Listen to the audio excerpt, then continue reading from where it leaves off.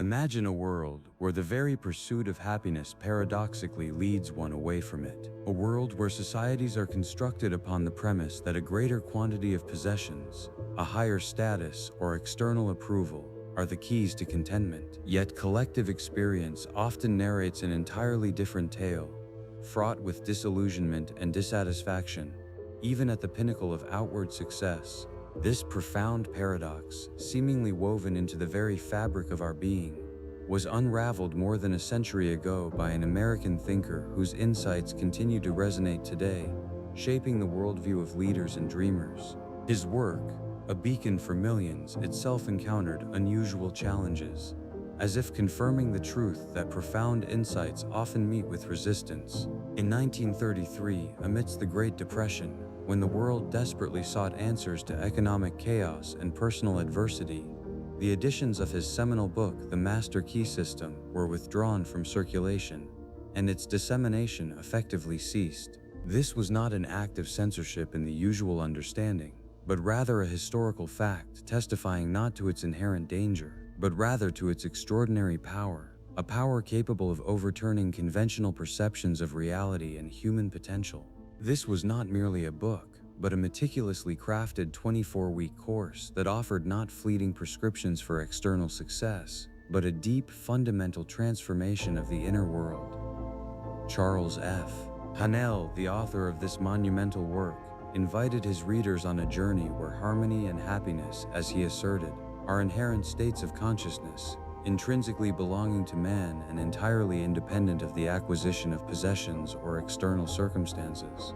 On the contrary, possessions, achievements, and all external advantages which we so often pursue are but a natural consequence of the correct mental state, not its primary cause. This idea, turning conventional thinking on its head, became the cornerstone of the 16th lesson of the Master Key System, a lesson on spiritual understanding, which we explore today, unveiling its profound historical roots and astonishing modern confirmations. Charles Francis Haanel came into being in St. Louis, Missouri in 1866. His life, seemingly typical for an American entrepreneur of the late 19th and early 20th centuries, was in truth a precursor to profound philosophical discoveries that transformed the understanding of human potential.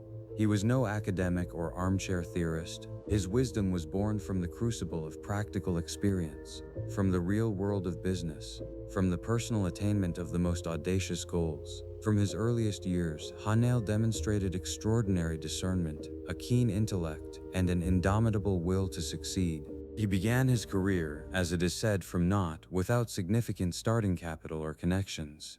Gradually, step by step, constructing his vast business empire. His primary enterprise, the Continental Commercial Company, became a symbol of his financial genius and organizational prowess. This company engaged in a broad spectrum of activities, from large-scale real estate operations and mining resource development to banking, insurance, and investments, allowed Haanel not only to amass substantial wealth but also to become one of the most influential industrialists and financiers of his time. He owned extensive land holdings, mines, and banks, which afforded him a profound understanding of the mechanisms of wealth creation and influence. By the time of the Master Key System's publication in 1912, Haanel was an established millionaire whose name was associated with success, financial might, and an impeccable business reputation. His book was not the fruit of speculative musings, but the quintessence of life principles that he himself applied to achieve his extraordinary results. Initially, the Master Key System comprised a series of 24 weekly lessons, disseminated by mail. This pioneering format enabled readers not merely to acquaint themselves with the theory, but methodically, step by step, to apply it in practice, mastering the principles of mental and spiritual development. Each lesson contained exercises that demanded active engagement and discipline, transforming mere reading into a genuine system of self-transformation. Among his clients and followers were not only ordinary individuals seeking a better life, but also many prominent industrialists, financiers, and political figures of that era, who valued his practical approach and the proven efficacy of his methods. They perceived Haanel not merely as an author but as a mentor, whose precepts led to tangible results in their own lives and businesses.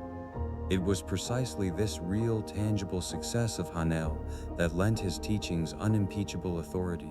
He spoke not as an abstract preacher or mystic, but as a man who himself had traversed the path from ordinary citizen to the head of a multi-million-dollar corporation.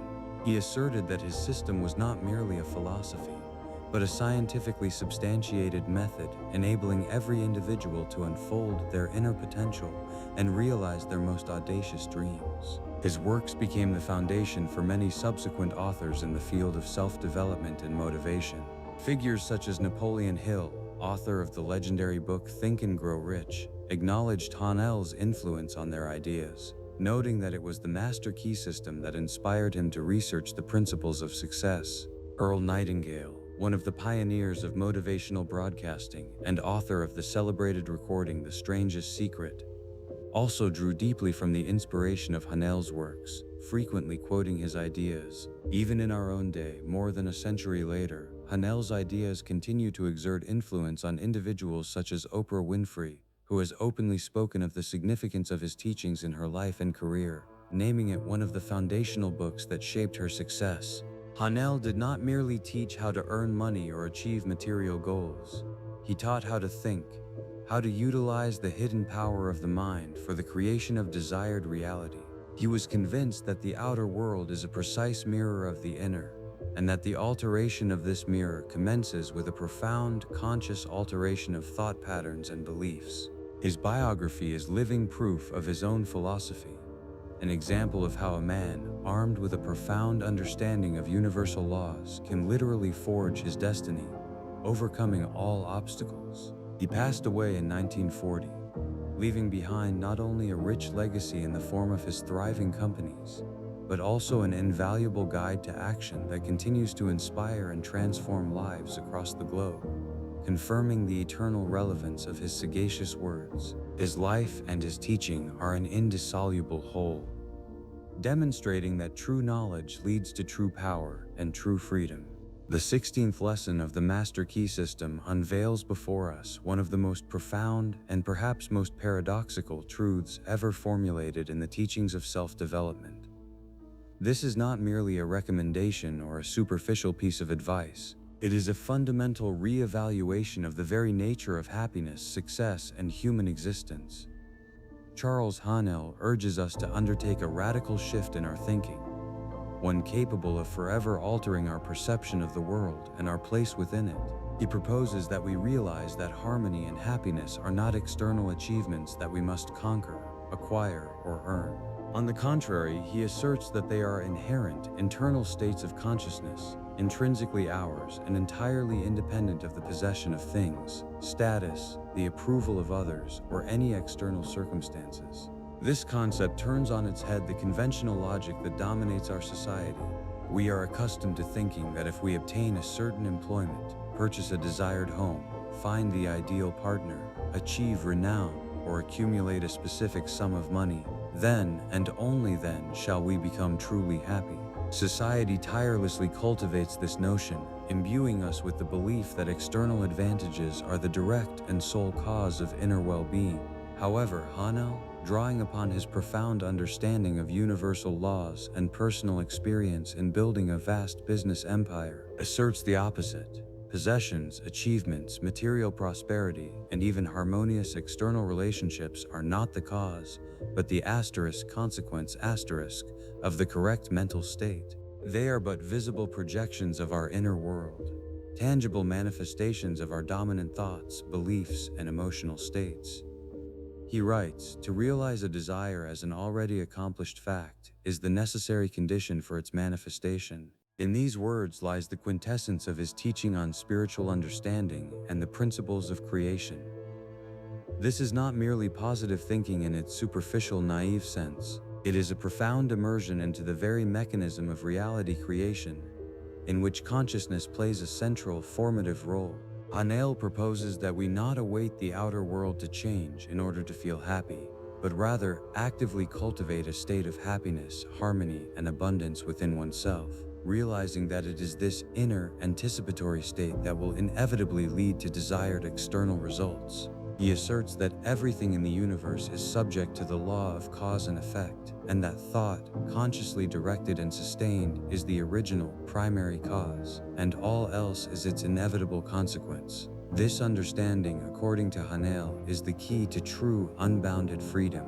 If our happiness and well-being depend upon external factors, then we shall always be their captives, perpetually pursuing that which lies beyond our control, amidst constant uncertainty and the fear of loss. But if happiness is an inner state that we can generate and sustain, then we always have access to it, regardless of what transpires around us. This knowledge grants us unimaginable power, autonomy, and resilience. Haanel teaches that we are not merely passive observers of life, but active co-creators of our reality, and that the power of this co-creation resides within our own consciousness, in our capacity to choose our thoughts and emotional responses. Lesson 16 is not merely a theoretical exercise. It is an invitation to profound inner work, to the reprogramming of our minds, that they may become not a fount of scarcity and eternal pursuit, but an inexhaustible source of abundance, joy, and harmony. Haanel tirelessly emphasizes that consciousness is the sole reality from which all existence emanates. He writes that thought is the only reality, and all else is but its manifestation. This signifies that everything, every circumstance, every situation in our lives must first exist in the form of thought, in the form of a mental image, before it can manifest in the physical, tangible world. This is not merely a metaphor or a poetic comparison. For Haanel, it is a universal, immutable law, as precise and unvarying as the law of gravity or the law of conservation of energy. He explains that for a desire to manifest, one must create its mental equivalent. What does this signify? It means that you must not merely to desire something in the future, but to feel it as already existing in the present. You must behold it within your inner vision with the same clarity as if it were before you, to hear it within your inner ear, to feel it with all your emotions, as if the desired outcome had already materialized in your reality, as if you were already experiencing it. This state of complete immersion, of full acceptance of the desired as an already accomplished fact, is precisely that mental equivalent which activates the universal laws of creation. Haanel asserts that the universe, or the universal mind, does not distinguish between the desired and the already existing. If your consciousness fully accepts it and believes in it, it responds not to your words or superficial, fleeting thoughts, but to a profound, emotionally charged conviction, a dominant mental state. If you constantly tell yourself, "I shall be happy when I possess," then you perpetually postpone happiness into the future, creating a mental pattern of expectation, and the universe, as a precise mirror, reflects this, holding the desired at a distance in perpetual anticipation. But if you can declare, "I am happy now, or I am grateful for," even if external circumstances do not yet correspond to your ideals, then you create a potent mental state that draws unto itself corresponding external conditions and events. This demands not only discipline of the mind, but also profound faith in invisible forces and principles. Haanel likens this process to the work of an architect, who first creates a detailed, well-conceived plan of a building in his mind and on paper, before the first stone is laid. Without this clear mental plan, without this mental model, the building can never be constructed in the physical world. Likewise, without a clear, emotionally charged mental equivalent, our desires remain but vague dreams, lacking the power for manifestation. They are akin to seeds that have not been sown in the fertile soil of deep conviction. He also emphasizes that our individual consciousness is not an isolated unit. It is an integral part of universal consciousness, or, as he sometimes terms it, the world mind, an infinite source of all energy and all wisdom. When we form a clear mental equivalent, we enter into resonance with this universal consciousness, which possesses boundless resources and possibilities for the realization of our desires. This is not mysticism, but, in his view, a natural consequence of the interaction between the individual and the universal. Our consciousness is a channel, a point, through which universal consciousness can manifest in our individual reality, bringing forth desired forms and circumstances. Thus, lesson 16 is not passive contemplation, but a call to active, conscious work upon one's inner world. It is not expectation, but a potent, creative action directed towards shaping desired reality from within. It is the understanding that we ourselves are the center of our universe, and that the power of creation resides within us, in our mind and our feelings. Thought, amplified by emotion, faith, and anticipation, becomes a magnet, drawing unto us all that corresponds to its vibration. This understanding liberates us from the role of victim to circumstances and elevates us to the role of master of our destiny, capable of creating our reality according to our own design, step by step, thought by thought. The snare into which most individuals fall lies in the mental construct of "I shall be happy when." This phrase, innocent at first glance, is one of the most potent barriers to true happiness and contentment. It perpetually postpones our well-being into an uncertain future, binding it to external conditions which, as we already know, are but a consequence, not the cause. We tell ourselves, "I shall be happy when I receive a promotion. I shall be happy when I purchase a new home.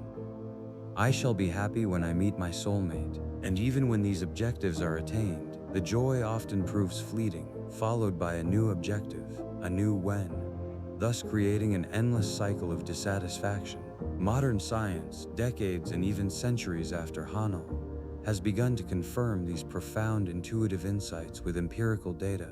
In 2014, Lopez from the Gallup Institute conducted a multi-year study involving 150,000 individuals, examining the correlation between income level and happiness. The results were astonishing and confirmed what Haanel had asserted as early as the dawn of the 20th century.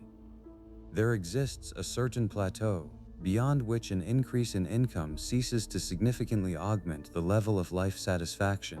This plateau was defined at approximately $75,000 per annum. After reaching this sum, which provides for basic needs and comfort, further income growth does not lead to a proportional increase in happiness.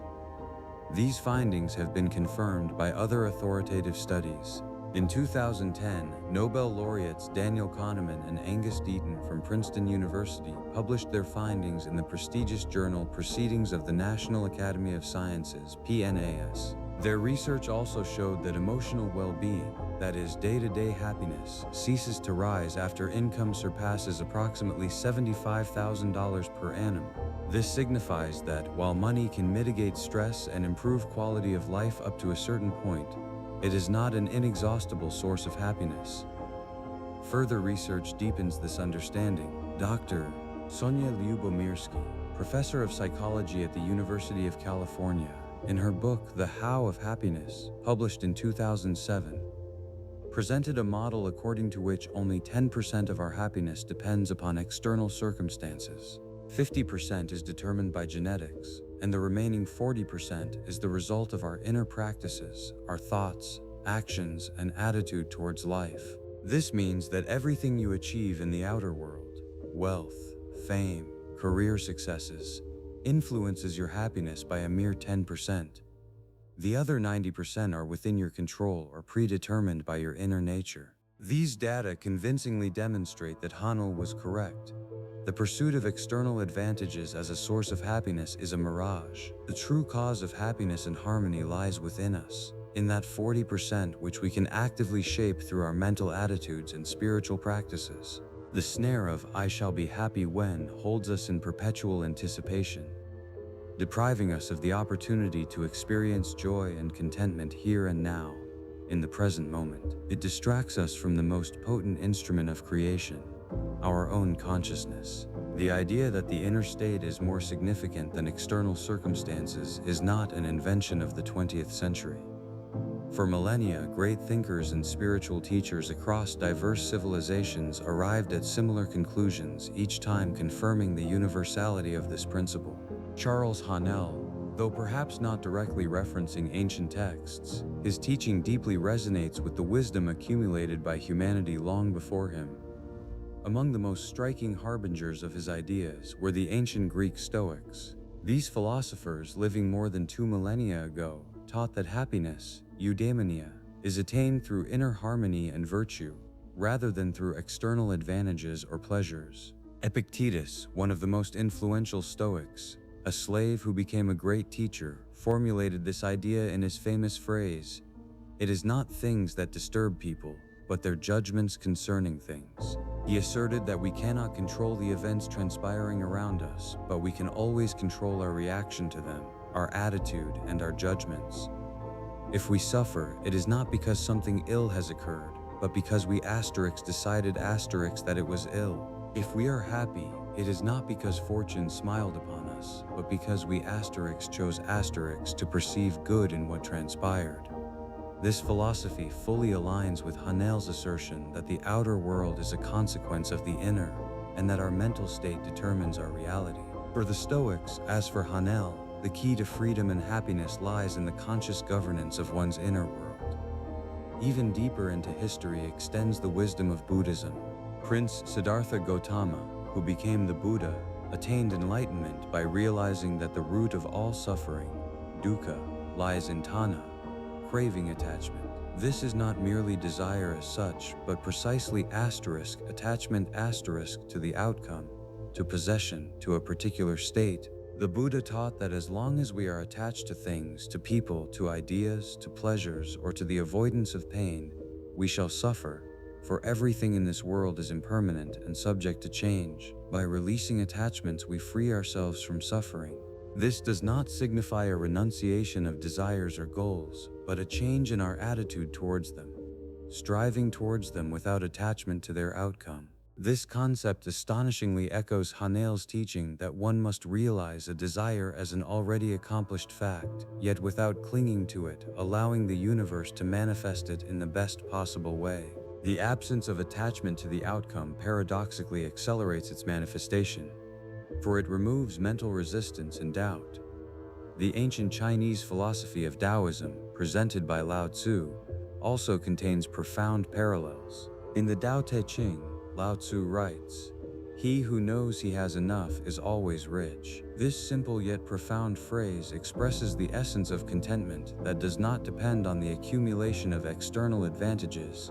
True wealth, according to Lao Tzu, lies not in the quantity of what one possesses, but in one's attitude towards what one possesses, and in one's capacity to be content with it. An individual who constantly pursues more will never be satisfied, regardless of how much they acquire. But one who finds contentment in the present moment and values what they already possess will always feel rich and abundant. This is a direct confirmation of Haanel's idea that happiness is an inner state, not the result of external acquisitions. Parallels can also be drawn with more esoteric traditions. Hermeticism, an ancient tradition tracing its origins to the mythical Hermes Trismegistus, teaches that the all is mind, the universe is mental. This first principle of Hermeticism, known as the principle of mentalism, asserts that all reality is a creation of the universal mind. This is a concept that underlies Haanel's teaching on the world mind and how our individual consciousness, being a part of it, can shape reality. Kabbalah, the mystical tradition of Judaism, also speaks of the world being manifested through the 10 Sephirot, which represent emanations of the divine, and that thought and intention play a key role in creation. The Yoga Vasista, an ancient Indian text, describes how the world is a creation of consciousness, and that each individual creates their own universe through their thoughts and perceptions. These ancient teachings, scattered across continents and millennia, all point to the same fundamental truth. Reality is not fixed and independent of us. It is plastic and shaped by our consciousness. The outer world is not but a mirror of our inner state. Stoics taught us to control our judgments, Buddhists to release attachments, Taoists to find contentment in sufficiency, and Hermeticists and Kabbalists to comprehend the mental nature of all existence. Charles Haanel, in turn, synthesized these eternal principles into a practical system, accessible to all who are prepared to assume responsibility for their inner world and become conscious creators of their lives. His 16th lesson is not merely a theoretical discourse, it is a call to action, to the application of this ancient wisdom in daily life, to liberate oneself from the illusions of external control and attain true inner freedom and abundance. However, as we delve deeper into these ancient, at times esoteric concepts, it is astonishing to discover how modern science, seemingly progressing along an entirely different path, arrives at remarkably similar conclusions. It not merely confirms many of these intuitive insights, but also offers us a detailed explanation of the mechanisms by which our inner state shapes outer reality. This is not mysticism, it is biology, physiology, and psychology unfolding before us with each new discovery. Modern research in neuroplasticity, epigenetics, psychoneuroimmunology, and the placebo effect offers compelling evidence that our consciousness, our thoughts, beliefs, expectations, is not a passive observer but an active architect of our reality, down to the most fundamental biological processes. Consider, for example, neuroplasticity, a revolutionary concept that has overturned our understanding of the brain. For a long time, it was believed that the adult brain was a fixed structure that ceased to change after a certain age. However, the works of scientists such as Norman Doidge, author of the book The Brain That Changes Itself, published in 2007, have shown this to be untrue. The brain is remarkably plastic. It is capable of changing, reorganizing, and adapting throughout life under the influence of experience, learning, and even thoughts. This signifies that our mental states do not merely reflect brain activity, they actively shape its very structure. One of the most striking examples of neuroplasticity is the study conducted by Eleanor Maguire and her colleagues in 2004 with London taxi drivers. In London, to become a taxi driver, one must pass an examination known as the knowledge, to commit to memory 25,000 streets and an innumerable host of landmarks, as well as the optimal routes between them. This process takes an average of 3 to 4 years of intensive study. Researchers discovered that the posterior hippocampus, a region of the brain responsible for spatial memory and navigation, is significantly larger in volume in London taxi drivers than in a control group of ordinary drivers. Furthermore, the longer the taxi drivers worked, the larger their hippocampus became. This is direct proof that purposeful, sustained mental effort, that is, the constant retention in consciousness and operation of a complex city map, leads to physical changes in brain structure. If the constant study of a map can alter the brain, imagine what the constant retention in consciousness of a desired state of harmony and abundance, as Haanel teaches, can achieve. This is not merely a metaphor. It is a literal rewiring of neural connections that renders us more receptive to these states and more capable of manifesting them. Furthermore, epigenetics, the science studying changes in gene expression that are not linked to alterations in the DNA sequence itself. In other words, it is how our experience, environment, and, most importantly, our mental state can turn certain genes on or off, influencing our health, behavior, and even the transmission of these changes to offspring.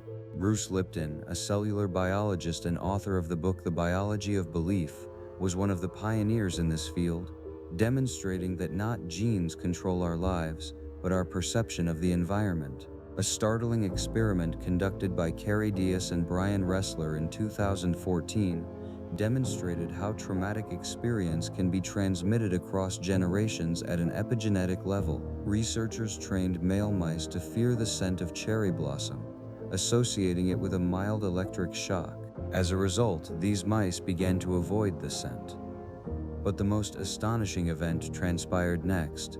Their offspring, who had never been subjected to the shock or encountered the scent, also exhibited heightened sensitivity and fear towards the cherry scent. And even the grandchildren of these mice demonstrated the same reaction. This was linked to epigenetic alterations in the sperm of the male mice, which influenced the brain development of their progeny. This experiment reveals that our experience, our reactions to the world, can literally reprogram not only ourselves but also influence the genetic predispositions of future generations. If fear can be transmitted in such a manner, what then of states of peace, confidence, and abundance? This unveils entirely new perspectives for understanding how our consciousness shapes not only our personal reality, but also a broader biological matrix. Psychoneuroimmunology is yet another field that demonstrates the profound connection between the mind, the brain, and the immune system. The pioneering works of Candace Pert, elucidated in her book Molecules of Emotion, published in 1997, showed that emotions are not merely abstract feelings, but biochemical substances, termed neuropeptides, which circulate throughout the body and interact with receptors on cell surfaces, including immune system cells. She named them molecules of emotion, emphasizing that mind and body are inseparable. Studies conducted by Janice Glaser and Ronald K. Colt Glaser have shown a direct link between stress and immune response. In one of their experiments, medical students experiencing stress during examination periods demonstrated a significant reduction in the activity of natural killer cells, immune system cells responsible for combating viruses and cancer cells. Their wounds healed more slowly, and their response to vaccines was less effective.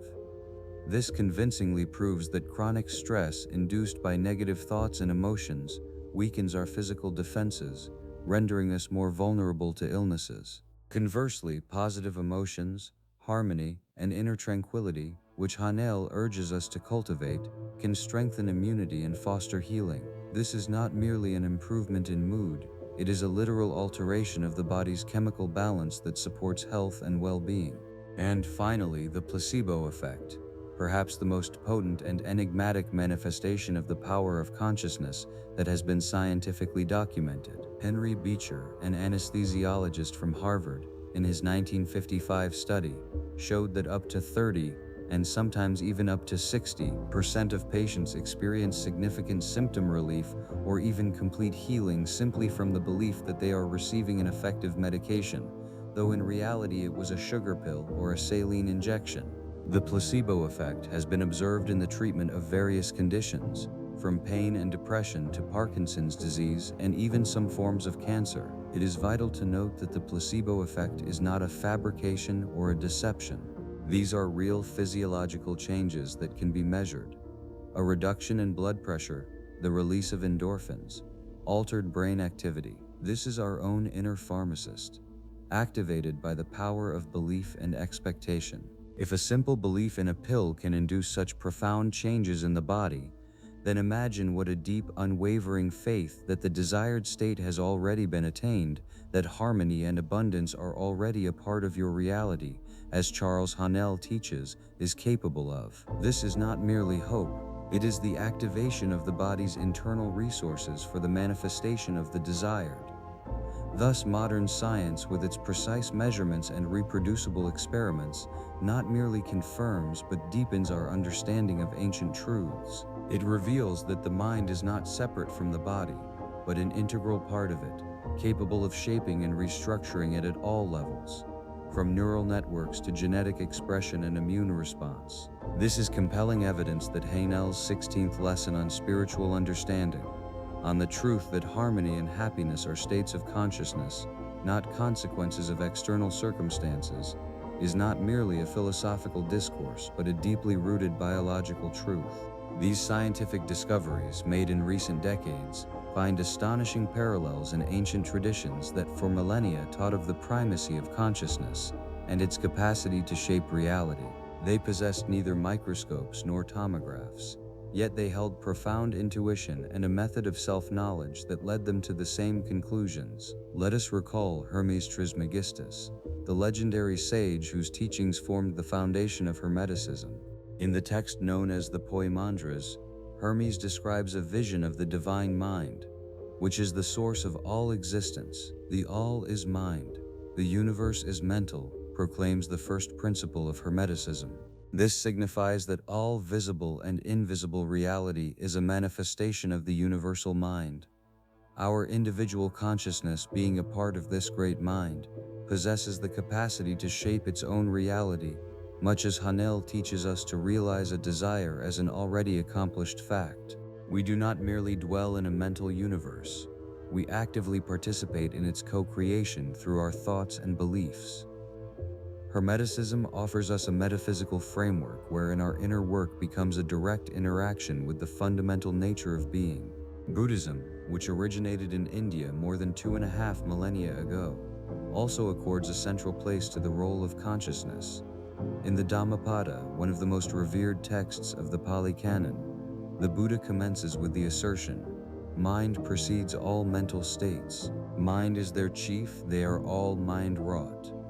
If with an impure mind one speaks or acts, then suffering follows him as the wheel follows the hoof of the ox. If with a pure mind one speaks or acts, then happiness follows him like a never-departing shadow."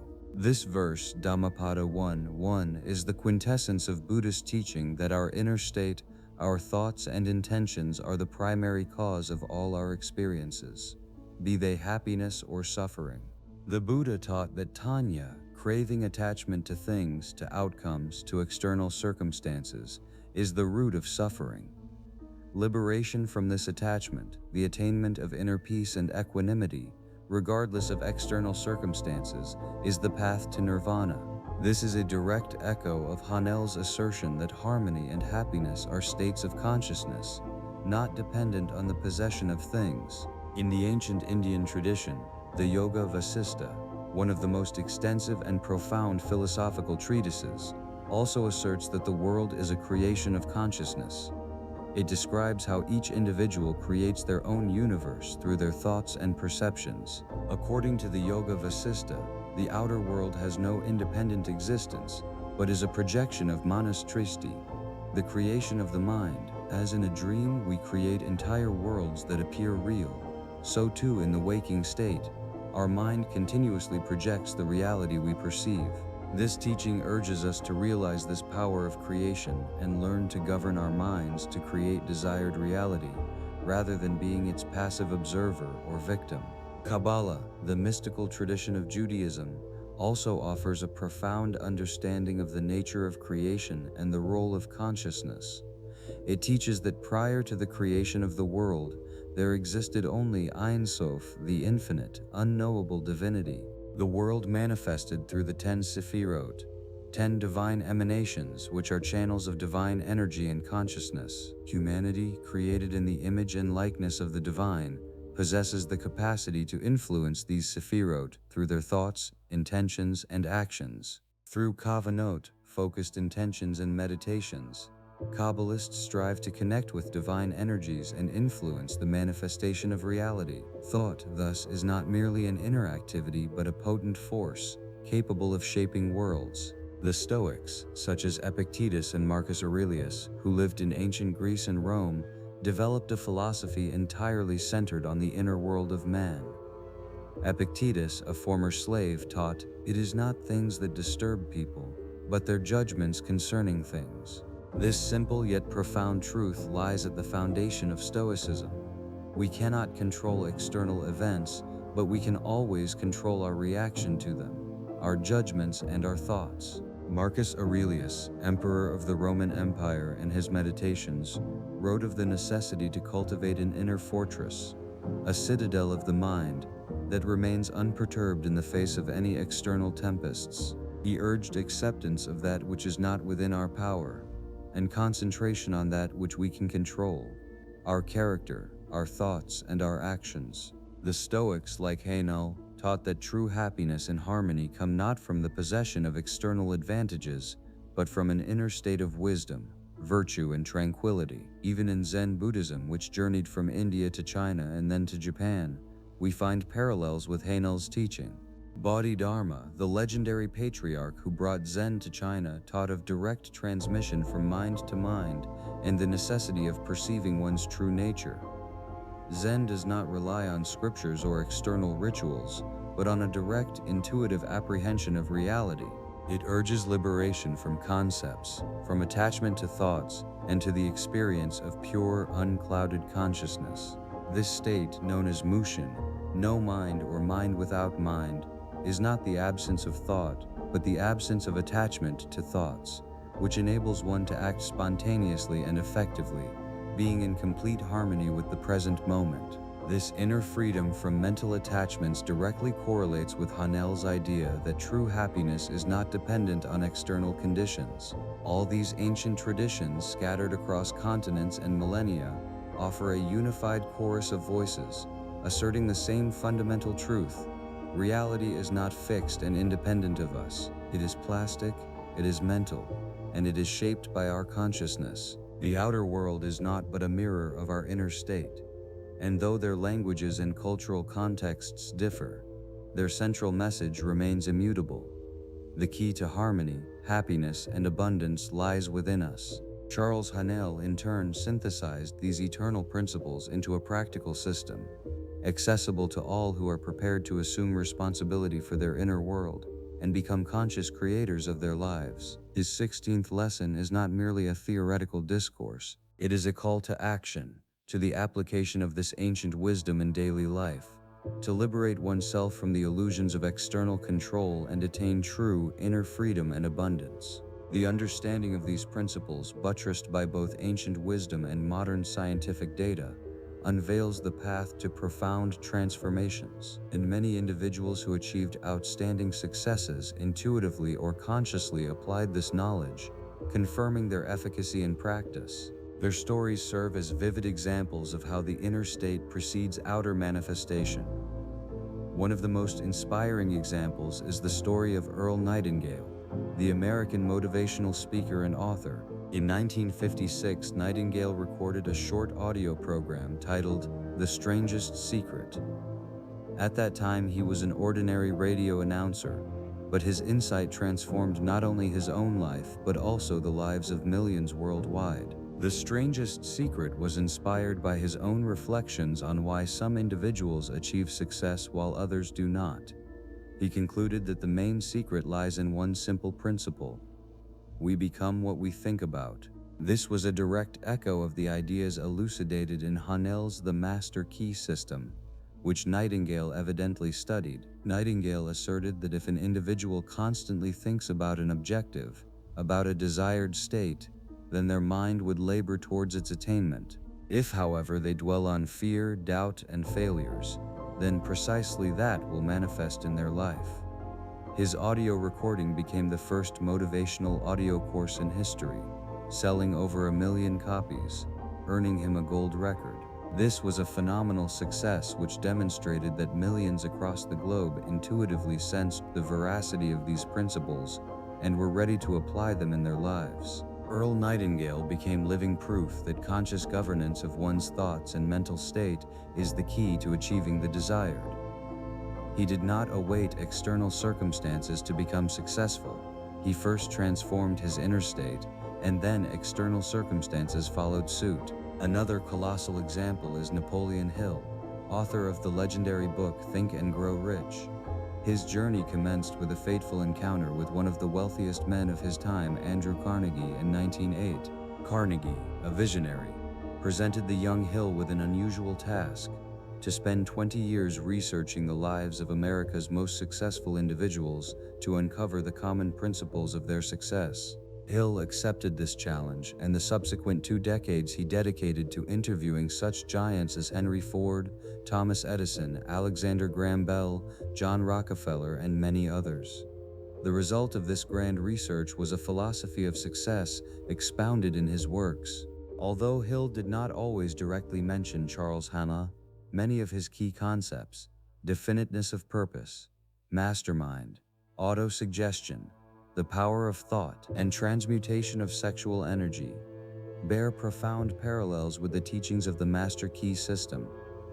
Haanel published his lessons in 1912, long before Hill completed his 20-year research. It is probable that Haanel's ideas were part of the intellectual landscape of that era, and Hill, being a diligent researcher of the principles of success, could not but encounter them. The essence of Hill's teaching, like Haanel's, lies in the truth that success begins in the mind. He asserted that whatever the mind of man can conceive and believe, it can achieve. This is a direct confirmation of Haanel's thesis that desire, realized as an already accomplished fact, is the necessary condition for its manifestation. Hill showed that the world's most successful individuals did not merely await fortune to smile upon them. They actively shaped their fortune by cultivating a specific mental state and an unwavering faith in their objective. Steve Jobs, one of the most influential innovators of our time, also demonstrated a profound understanding of principles akin to Haanel's teachings, though he expressed them in his unique language. His famous commencement address at Stanford University in 2005 contained a phrase that became a mantra for many entrepreneurs: You can't connect the dots looking forward. You can only connect them looking backward. So you have to trust that the dots will somehow connect in your future. This idea of connecting the dots backward reflects a profound faith in intuition, in an unseen hand that guides our path if we trust our inner vision. Jobs recounted how his fascination with calligraphy in college, which then seemed utterly useless, subsequently became the foundation for creating beautiful fonts on the first Macintosh computer. He did not then know why he needed this knowledge, but he followed his inner yearning. This is an example of how inner striving, unattached to immediate external gain, can pave the way for future achievements. Jobs constantly emphasized the importance of following his intuition, his heart, even when logic or external circumstances dictated otherwise. This profound trust in inner knowledge, in the unseen process of creation, is the quintessence of Haanel's 16th lesson on spiritual understanding, and the truth that true manifestation commences from within. And of course, it is impossible to overlook Oprah Winfrey, one of the most influential women in the world, who openly acknowledges the influence of the master key system on her life. Oprah, who built a media empire from naught and surmounted incredible difficulties, repeatedly mentioned Charles Haanel's book as one that transformed her worldview. She recounted how this book helped her comprehend that her thoughts and beliefs are potent instruments for shaping her reality. Oprah Winfrey, whose life is a vivid testament to willpower and positive thinking, actively advocates the ideas of gratitude, visualization, and conscious creation of one's life. She teaches that to achieve success, one must not only possess a goal but also believe in it with all one's soul, to feel it as an already accomplished fact. This is a direct application of Haanel's principles. Her public statements and recommendations of the master key system led to a resurgence of interest in this book and its ideas in the 21st century, demonstrating that its wisdom is as relevant as ever. Oprah's story is living proof that regardless of initial conditions, harmony and happiness, and subsequently material abundance, are the result of the purposeful cultivation of the correct mental state. These stories of Earl Nightingale, Napoleon Hill, Steve Jobs, and Oprah Winfrey are not merely anecdotes of success. They are potent empirical proofs that the principles elucidated in Charles Haanel's 16th lesson are efficacious. They demonstrate that the most outstanding achievements in human history were often the result not merely of arduous labor but of a profound inner conviction, an unwavering faith in the desired and conscious governance of their mental state. They did not await external circumstances to create their happiness or wealth. They created these states within themselves, and the outer world inevitably followed their inner vision. This confirms that harmony and happiness are not destinations but states of being that we can choose and cultivate right now, regardless of where we stand on our life's journey. These stories of Earl Nightingale, Napoleon Hill, Steve Jobs, and Oprah Winfrey are not merely anecdotes of success. They are potent empirical proofs that the principles elucidated in Charles Haanel's 16th lesson are efficacious. They demonstrate that the most outstanding achievements in human history were often the result not merely of arduous labor, but of a profound inner conviction and unwavering faith in the desired and conscious governance of their mental state. They did not await external circumstances to create their happiness or wealth. They created these states within themselves, and the outer world inevitably followed their inner vision. This confirms that harmony and happiness are not destinations but states of being that we can choose and cultivate right now, regardless of where we stand on our life's journey. The principles that Charles Haanel expounded more than a century ago have not remained to gather dust on the shelves of history. They permeate modern culture, psychology, sport, and business, often manifesting under different appellations, yet preserving their immutable essence. Modern science, which then lacked the instruments to measure the subtle connections between thought and matter, today provides compelling evidence that our inner world is not merely a reflection of the outer, but its active co-creator. In the depths of the human psyche, Carl Gustav Jung, the great Swiss psychiatrist, spoke of individuation, the process of becoming a whole personality, the integration of the conscious and the unconscious. This is a journey to inner harmony, to the realization of one's true self, which is independent of external attributes.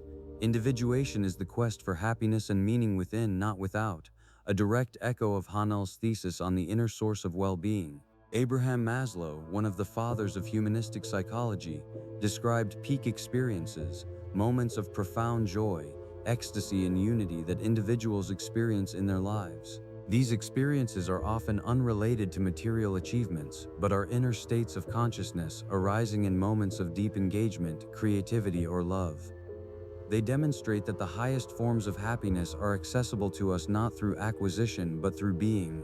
Nobel laureate Daniel Kahneman, in his research on two systems of thinking, showed how our intuitive system 1, fast, emotional, and automatic, shapes most of our decisions and perceptions, often before the slower, logical system 2 engages. Haanel's principles in essence offer methods for training this system 1, the reprogramming of our deep-seated beliefs and reactions, so that they automatically guide us towards desired states of harmony and success.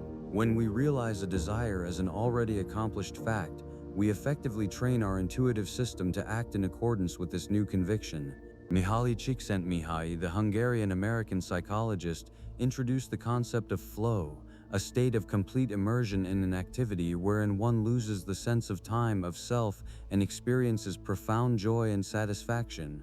This state, akin to Maslow's peak experiences, is internal and independent of external rewards. It is achieved through purposeful concentration, through harmony between challenge and skills, which again confirms that happiness is a state of consciousness that we can actively cultivate. Modern neurobiology buttresses these ideas. Dr. Norman Doidge, in his book The Brain That Changes Itself, 2007, convincingly showed the phenomenon of neuroplasticity, the astonishing capacity of the brain to reorganize itself, to form new neural connections throughout life. This signifies that our thoughts, beliefs, and habits are not merely ephemeral, they literally rewire our nervous system. By practicing Haanel's mental exercises, we do not merely change our attitude, we physically alter the structure of our brain, forging new pathways for happiness and success. Moreover, research in epigenetics led by scientists such as Bruce Lipton shows that our thoughts and emotions can influence the expression of our genes, proving that consciousness wields a profound influence over our biology. Although quantum entanglement, demonstrated by Alan Aspect's experiments in 1982, remains a field of fundamental physics, some thinkers perceive in it a metaphor for the profound interconnectedness between observer and observed, between the inner world and outer reality, which resonates with Haanel's ideas of the unity of consciousness and manifestation.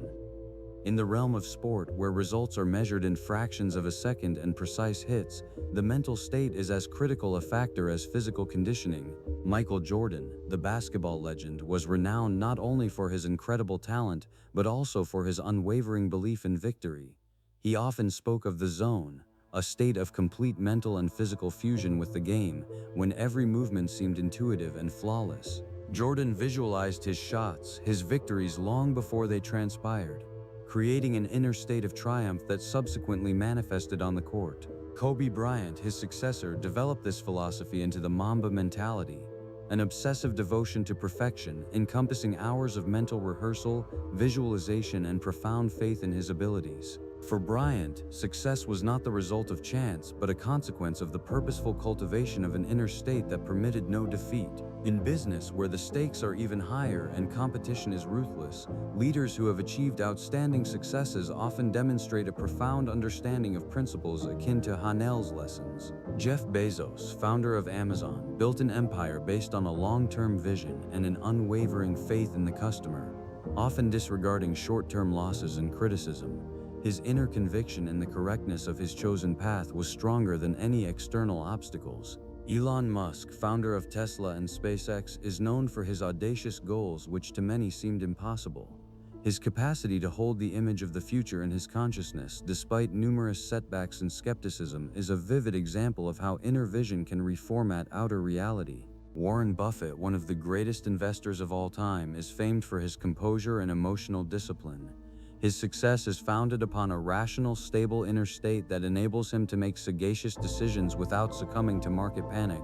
He comprehends that true wealth emanates from inner wisdom, not from external fluctuations. Even early industrial giants, such as Andrew Carnegie, Henry Ford, and Thomas Edison, were driven not merely by a thirst for profit, but by a profound, almost mystical faith in their ideas and the capacity to realize them. They created their world from within. However, like any potent instrument, the principles of the master key system can be misunderstood or misapplied, leading to undesirable consequences. One of the most prevalent dangers is the descent into so-called naive positivism or magical thinking. This is the conviction that it is sufficient merely to wish for something, and it shall materialize without any effort or action. Haanel, however, always emphasized that mental work is but the initial part of the process, which must be inseparably linked with purposeful, inspired actions. He did not advocate passive waiting for a miracle, but active co-creation where thought is the blueprint and action is its realization. Another snare is the denial of reality. Some individuals, in attempting to adhere to the principles of positive thinking, begin to ignore or suppress their true feelings, refusing to acknowledge difficulties, problems, or suffering. This leads to the creation of an illusory world where negative emotions are deemed bad and must be banished. True spiritual understanding, however, lies not in the denial of reality, but in the alteration of our relationship to it. This signifies the recognition and acceptance of all aspects of life, and then a conscious choice of how we respond to them, how we utilize them for growth. A refusal to acknowledge pain or a problem does not render it non-existent, it merely deprives us of the opportunity to transmute it. Finally, there exists the risk of toxic spirituality, wherein the principles of self-development are employed to judge or blame others. In this distorted interpretation, if someone encounters difficulties, they are accused of having attracted them through their negative thoughts or inability to think correctly. This is not only unjust, but also contradicts the spirit of compassion and empathy that lies at the foundation of any true spiritual teaching. Haanel's principles are aimed at the expansion of personal capabilities and responsibility, not the creation of a new form of victimization. They urge inner work that leads to freedom, not to self-blame or the blaming of others. The true application of the master key system demands wisdom, discernment, and constant introspection to avoid these pitfalls and employ its power for genuine growth and well-being. To integrate these profound principles into your daily life requires not merely intellectual comprehension, but systematic practice. The 16th lesson of the master key system calls for discipline of consciousness, for the purposeful cultivation of inner states. The following practices, designed for a 30-day cycle, will assist you in reprogramming your inner world and beginning to manifest desired changes in the outer. Remember, consistency and sincerity are more vital than intensity. The first practice, the silence and meditation. This technique is the cornerstone of mental discipline. Asterisk, what to do. Find a quiet place where you will not be disturbed. Sit in a comfortable posture with a straight back. Close your eyes and focus on your breathing. Permit thoughts to come and go, without clinging to them or judging them. Your objective is simply to observe the stream of consciousness, returning your attention to your breath each time you become distracted. This is a training in mindfulness and control over attention. Asterisk, how many minutes per day? Begin with 10 minutes per day, gradually increasing to 15 to 20 minutes by the end of the 30-day period. It is best to perform this practice in the morning, before the bustle of the day commences. Asterisk, on which day to begin feeling the effect. You will begin to notice the effect within 3 to 5 days. The mind will become calmer, reactions to stress less acute, and a sense of inner quietude and clarity will emerge. The second practice, visualization of the desired. This practice directly actualizes Haanel's principle, to realize a desire as an already accomplished fact. Asterisk, what to do. Twice daily, in the morning upon waking and in the evening before sleep, sit or lie in a comfortable position. Close your eyes and vividly imagine the desired outcome. This may be new employment, improved relationships, robust health, financial prosperity, or a sense of profound inner harmony. Visualize it as thoroughly as possible. What you behold, what you hear, what you feel, what scents are present. Most importantly, feel the emotions you would experience were your desire already fulfilled. Joy, gratitude, contentment. Asterisk, how many minutes per day? 10 to 15 minutes per session, twice daily. Asterisk, on which day to begin feeling the effect.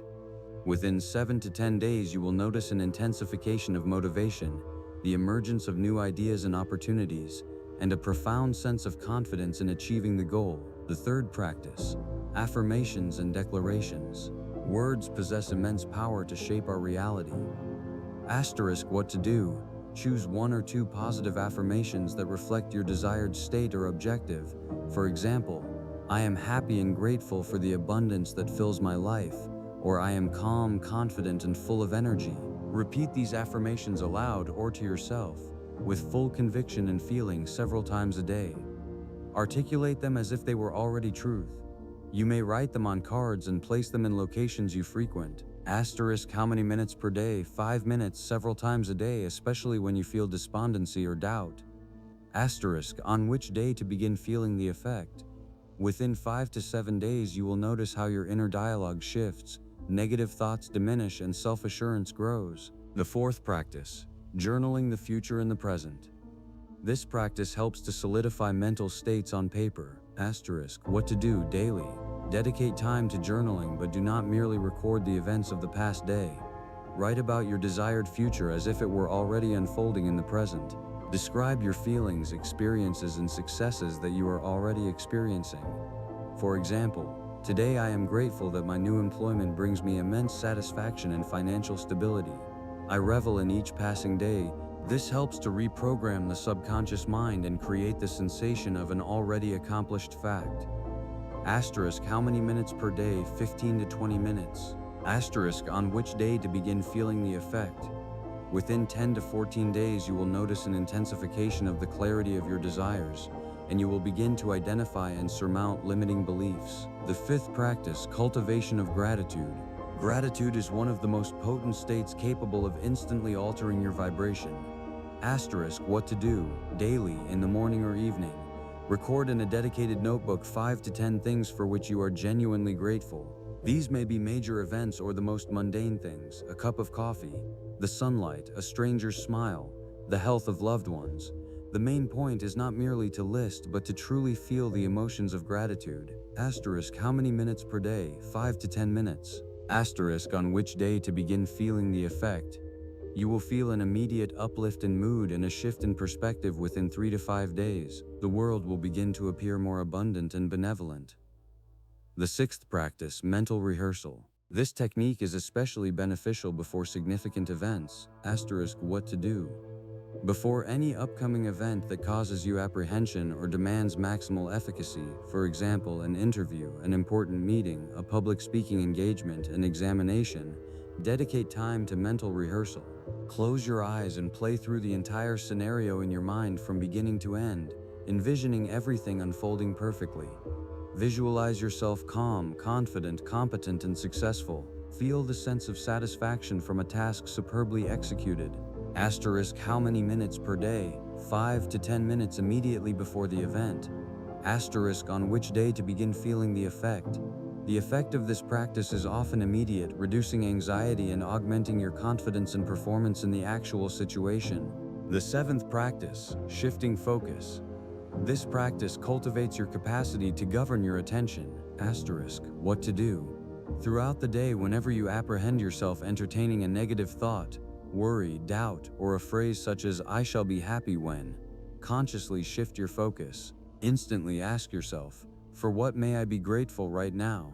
Or what positive declaration can I utter now? Or what action can I take right now to feel happy? This may be a deep breath, a smile, a recollection of something pleasant, or the repetition of an affirmation. Asterisk how many minutes per day as needed throughout the day. Asterisk on which day to begin feeling the effect. While this practice demands constant vigilance, you will begin to notice that negative thoughts linger less and less, and your capacity to manage your disposition significantly improves within a few days. These 7 practices, performed consistently over 30 days, shall become your personal key to the 16th lesson of the Master Key System. They will enable you not merely to comprehend, but to experience firsthand that harmony and happiness are not destinations, but states of consciousness that we choose and cultivate from within.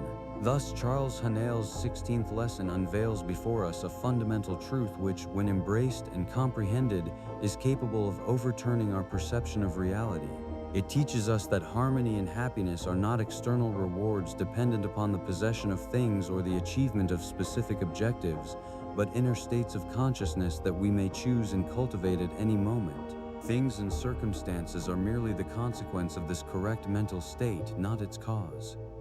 To realize a desire as an already accomplished fact is not naive dreaming, but a potent act of creation that initiates a chain reaction of manifestation. Ultimately, all the wisdom of the 16th lesson may be distilled into one concise phrase: your inner state is the blueprint for your outer reality. This lesson is but one step on the path to fully mastering the master key system. In our subsequent encounters, we shall delve deeper into how this inner world interacts with a broader, universal reality, unveiling new horizons of understanding and demonstrating that each of us holds the key to boundless potential. Imagine an ancient, mighty oak, its roots delving deep into the earth, its crown reaching towards the heavens. Its strength, its majestic beauty, and its longevity emanate not from external adornments, but from an unseen yet indomitable life force that pulsates within. So too shall you.